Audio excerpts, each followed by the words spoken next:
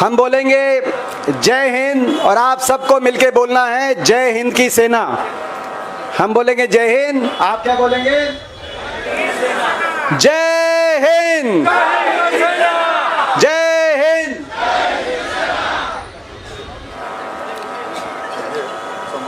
हमारे बीच में आज अखिल भारतीय कांग्रेस कमेटी के आदेश से उड़ीसा प्रदेश कांग्रेस कमेटी द्वारा आयोजित जय हिंद सभा के उपलक्ष्य में उपस्थित हमारे उड़ीसा प्रदेश कांग्रेस के हमारे इंचार्ज और बहुत ही हमारे संघर्षशील साथी और जिनके साथ हमारा लंबा संघर्ष उत्तर प्रदेश में रहा है और जन विरोधी और तानाशाह उत्तर प्रदेश की और देश की भाजपा सरकार के खिलाफ उनके साथ कंधे से कंधा संघर्ष में हमने जेल यात्रा भी करी है। 3 दिन साथ रहे हम जेल यात्रा में। जब भाजपा के एक मंत्री की गाड़ी के तले किसानों को रौंदा गया तो सीतापुर लखीमपुर जाकर प्रियंका जी के नेतृत्व में हम लोग 3 दिन जेल में भी साथ रहे। ऐसे हमारे भाई अजय कुमार लल्लू जी, हमारे सम्मानित प्रदेश अध्यक्ष, जिनके साथ भी बहुत लंबा सफ़र संघर्ष का हमारा रहा है। हमें बड़ा सौभाग्य है कि आज इनकी अध्यक्षता में यहाँ पहुँचे हैं। जब राहुल जी ने भट्टा परसोल में पदयात्रा शुरू करी, किसान की ज़मीन के अधिकार की लड़ाई की शुरुआत, उस समय कंधे से कंधा मिलाकर हम साथ चले थे। 2008 की बात है, तो इतना लंबा संघर्ष हो गया। हमारे भाई भक्तचरण दास जी, हमारे CLP के विधायक दल के, हमारे कांग्रेस पार्टी के नेता, हमारे भाई कदम साहब रामचंद्र जी, हमारे आदरणीय पूर्व अध्यक्ष जयदेव जैना जी, प्रसाद हरी जी, शरद प्रधान जी, शरद पटनायक जी, हमारे शरद पटनायक जी, सभी एक एक का नाम ना लेते हुए, क्योंकि सभी उड़ीसा के भाई खुटिया साहब उपस्थित हैं, हम देख रहे हैं। सभी वरिष्ठ नेतागण साथी यहाँ पे उपस्थित हैं, सारे विधायक, और विशेष तौर से हमारे फौज से, हमारे सशस्त्र बलों से जुड़े हुए हमारे एक सर्विसमैन, जिन पे हमें नाज है, जिनको नमन करने के लिए और हमारी सशस्त्र बलों को नमन करने के लिए आज आप और हम यहाँ पे एकत्रित हुए। आप प्रतीक हैं हमारे देश के पराक्रम का, आप प्रतीक हैं हमारे देश के गौरव का, और आप प्रतीक हैं कि हिंदुस्तान की फौज, इस देश के सशस्त्र बल, हमारी देश की सेना, दुनिया में अगर सबसे बढ़िया सर्वोत्तम अगर कोई फौज मानी गई है तो हिंदुस्तान की फौज मानी गई है। हमें गौरव है आप पे। ये वो फौज है, ये वो सेना है जिसने कभी हिंदुस्तान का शीश झुकने नहीं दिया। सरकारें कोई भी रही हों, लेकिन इस फौज ने हमेशा दुश्मन के दांत खट्टे करने का कार्य किया। चाहे 1971 का युद्ध हो, जब पाकिस्तान के 2 टुकड़े किए, 90,000 पाकिस्तानी फौजियों को सरेंडर कराने का कार्य किया, तो इस फौज ने किया। चाहे कारगिल का युद्ध हो, जहां हिमालय की चोटियों पर पाकिस्तान का शीश झुकाने का कार्य किया, तो इस फौज ने किया। और चाहे ऑपरेशन सिंदूर हो, हमें गौरव है हमारी फौज पे, हमारे सशस्त्र बलों पे, आपको और हमको। और आज हम नमन करते हैं, अपने फौज के पराक्रम को नमन करते हैं। ऑपरेशन सिंदूर में भी जो पराक्रम दिखाया, जिस सटीकता से आतंकी ठिकानों को उड़ाने का कार्य हमारी फौज ने किया, उस पराक्रम को हम नमन करते हैं। आज पूरा देश एकजुट है और पूरा देश एकजुट होकर हमारी देश की सेना को बारंबार नमन करता है। आज अखिल भारतीय कांग्रेस कमेटी की तरफ से सबसे पहले ये प्रस्ताव मैं रखना चाहता हूँ। हमारे इंचार्ज अजय कुमार लल्लू जी के सहयोग से प्रस्ताव मैं रखना चाहता हूँ। हमारी सशस्त्र बलों को एक धन्यवाद प्रस्ताव, जिन सशस्त्र बलों ने इतना पराक्रम दिखाया, तो ये प्रस्ताव, धन्यवाद प्रस्ताव, एक बार हाथ उठाकर सब हम आज उड़ीसा की जगन्नाथ, भगवान जगन्नाथ की धरती से, भगवान जगन्नाथ की धरती से हाथ उठाकर अपनी सशस्त्र बलों को धन्यवाद प्रस्ताव आज हम पारित करते हैं। हम नमन करते हैं, आभार व्यक्त करते हैं, जिन्होंने हमेशा देश का तिरंगे को हमेशा ऊंचा रखने का कार्य किया। हम भर्त्सना करते हैं देश के दुश्मन उस पाकिस्तान की, उस धूर्त पाकिस्तान की, जिस धूर्त पाकिस्तान ने 47 से लेकर अब तक जो अपनी प्रवृत्ति से बाज नहीं आ रहा। जब 47 की बात हो, जब कबाइलों को भेजने का कार्य किया हो, और चाहे पहलगाम की 47 से लेकर पहलगाम के आतंकी हमले तक देश के उस दुश्मन ने, पाकिस्तान ने, पाकिस्तान में जिसमें हीन भावना कूट कूट के भरी है, जिसकी अर्थव्यवस्था और हिंदुस्तान की अर्थव्यवस्था में कोई मुकाबला नहीं है। आज हमारी 11 गुना अर्थव्यवस्था पाकिस्तान से है। किसी क्षेत्र में पाकिस्तान हिंदुस्तान का आज मुकाबला नहीं कर पा रहा।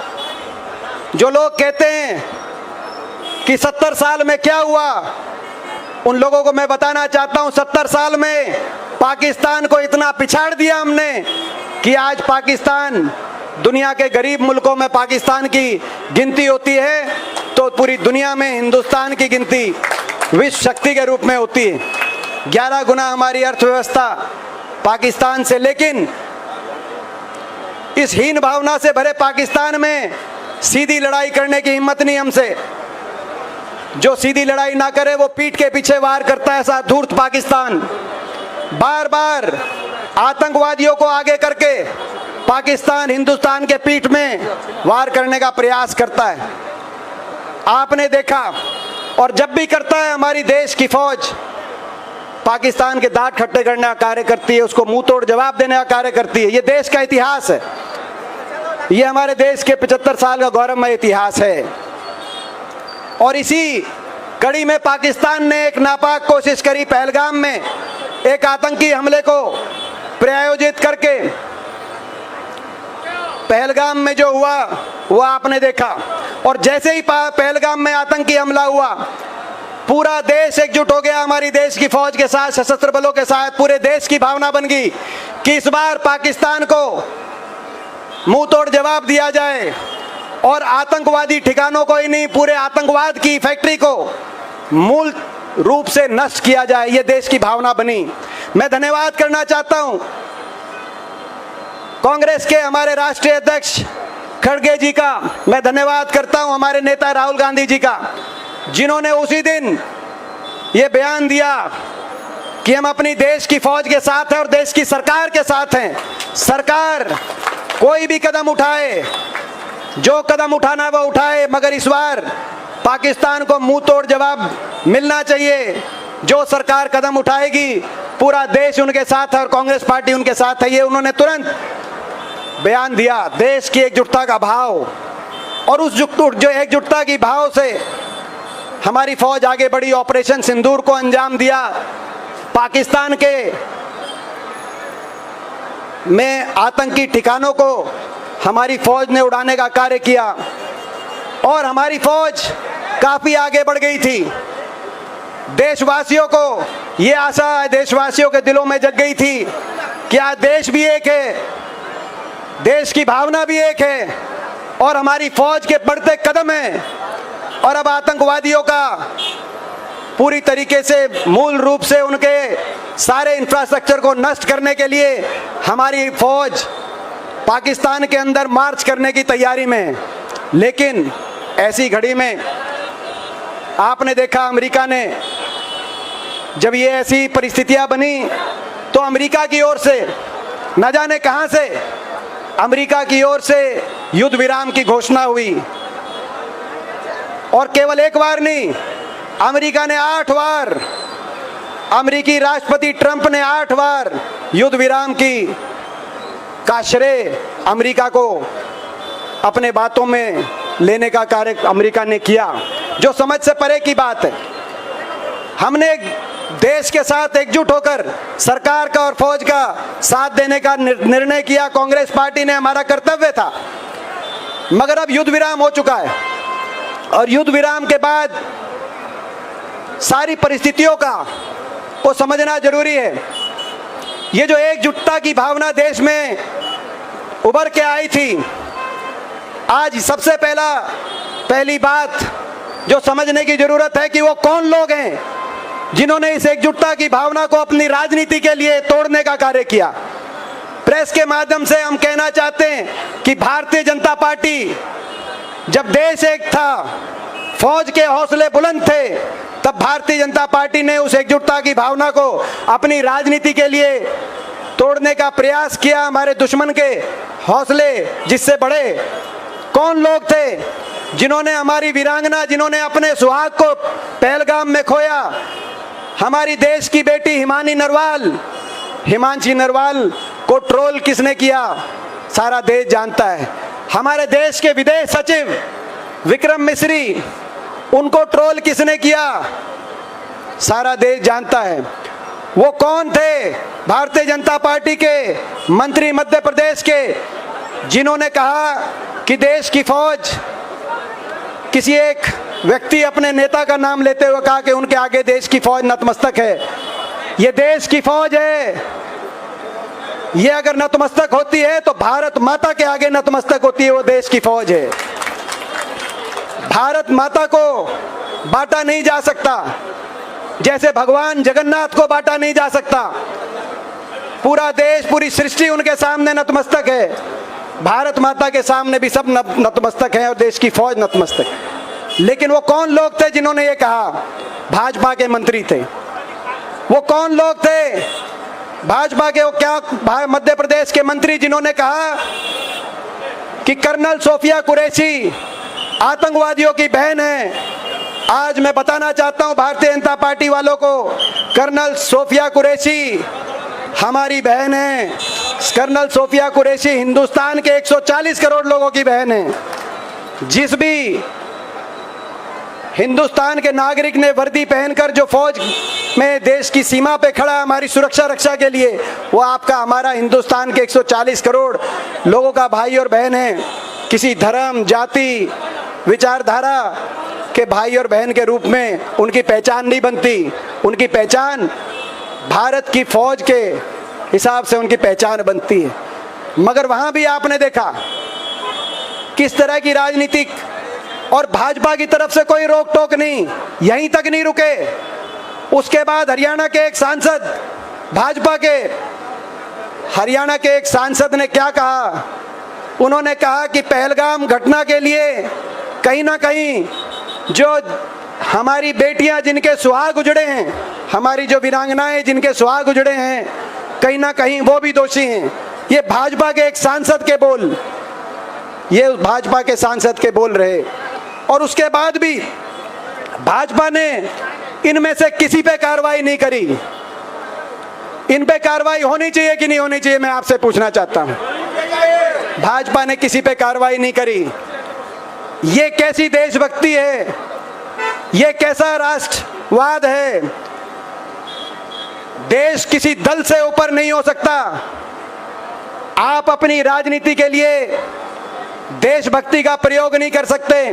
देशभक्ति में अंतर नहीं हो सकता। देश को बांटा नहीं जा सकता। लेकिन भारतीय जनता पार्टी ने, आपने देखा इन पिछले दिनों में, जब हम एक जिम्मेदार विपक्ष की तरह सरकार और फौज के साथ खड़े थे, तब भारतीय जनता पार्टी अपनी राजनीतिक रोटियां सेकने के लिए इस प्रकार के भाजपा के नेता बयानबाजी कर रहे थे। आज हमारी मांग है, कांग्रेस पार्टी मांग करती है सभा के माध्यम से कि एक संसद का विशेष सत्र बुलाया जाए। और हम पहले दिन से मांग कर रहे हैं। राहुल जी की तभी बयान आ गया था कि एक संसद का विशेष सत्र बुलाया जाए। और क्यों मांग कर रहे हैं? प्रेस वाले पूछते हैं। क्योंकि आज जो धन्यवाद प्रस्ताव हमें 15 जय हिंद सभाओं के माध्यम से देश के कोने कोने में जाकर देश के सशस्त्र बलों के लिए धन्यवाद प्रस्ताव पारित करना पड़ा। हम चाहते थे कि एक विशेष सत्र बुलाकर संसद में उस धन्यवाद प्रस्ताव हम पारित करें, ताकि दुनिया के अंदर एक संदेश जाए कि 140 करोड़ का देश एक है और अपनी फौज के साथ है। हम इसलिए हम संसद के सत्र की मांग कर रहे थे। हम संसद के सत्र की क्यों मांग कर रहे थे? हम इसीलिए मांग कर रहे थे कि 1994 में कांग्रेस की नरसिम्हा राव सरकार के समय जो एक प्रस्ताव पारित किया गया था कि पाकिस्तान ऑक्युपाइड कश्मीर हिंदुस्तान का अभिन्न हिस्सा है, आज समय आ गया कि हम वो संसद के माध्यम से एकजुटता से वो प्रस्ताव दोबारा पारित करें और पाकिस्तान ऑक्युपाइड कश्मीर को दोबारा लेने के लिए एक रणनीति बनाएं।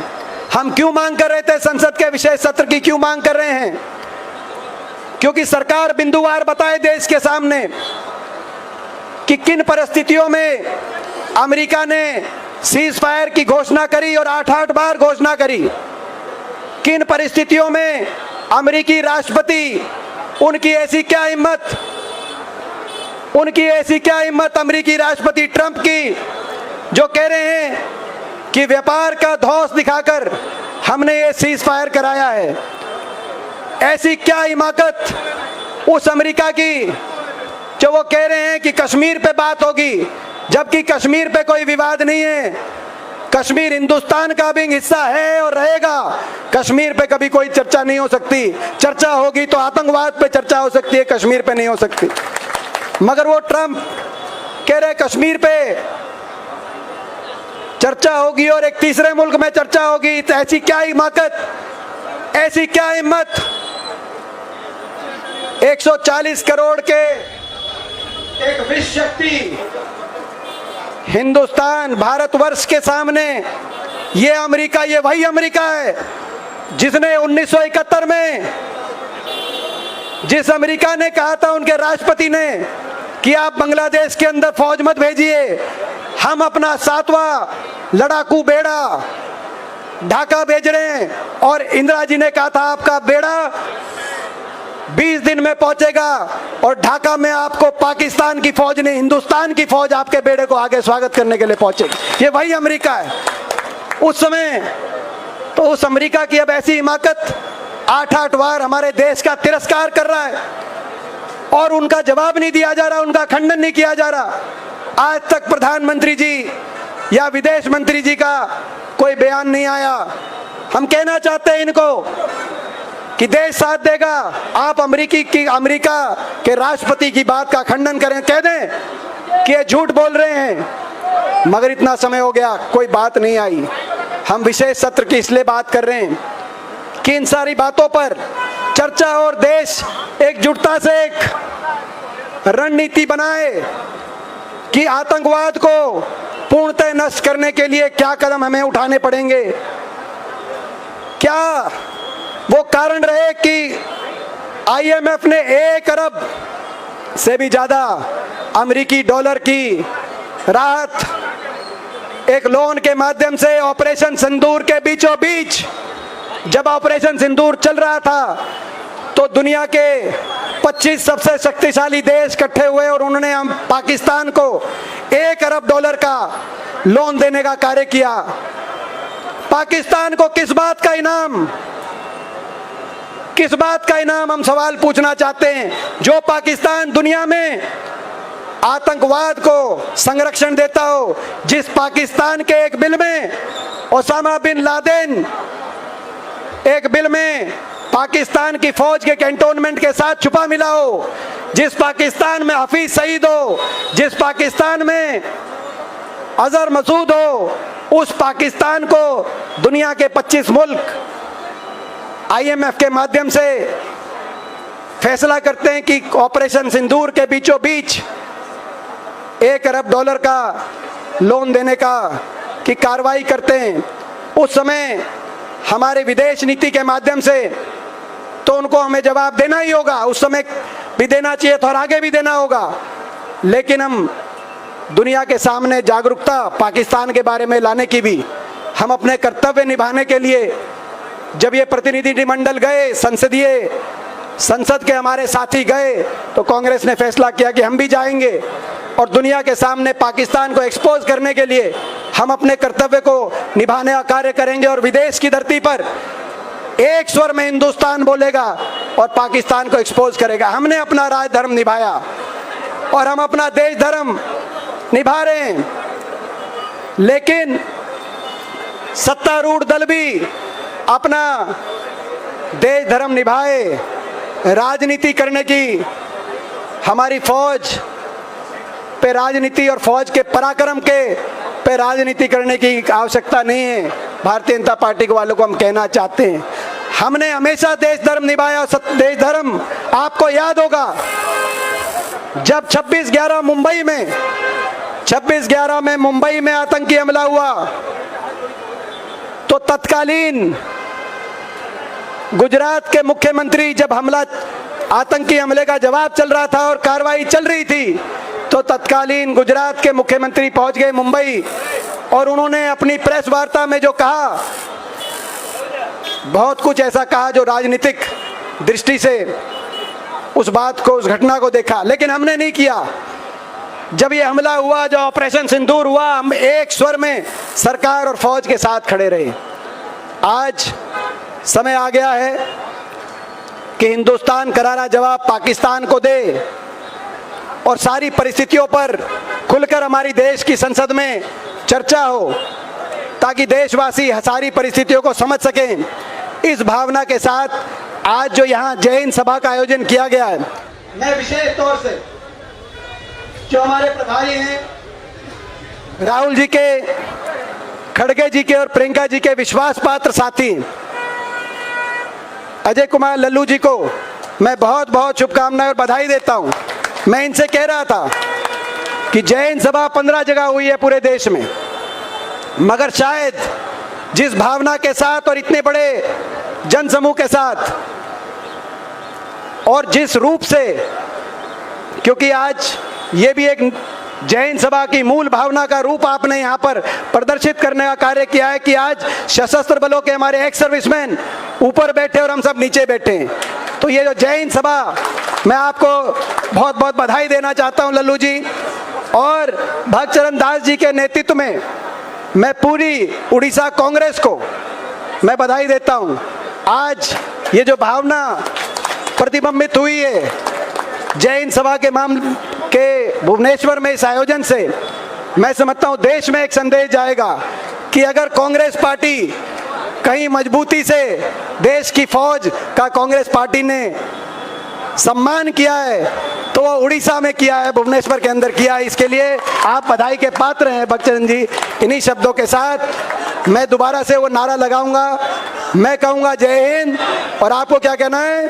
जय हिंद की सेना, जय हिंद, जय हिंद, भारत माता की। धन्यवाद।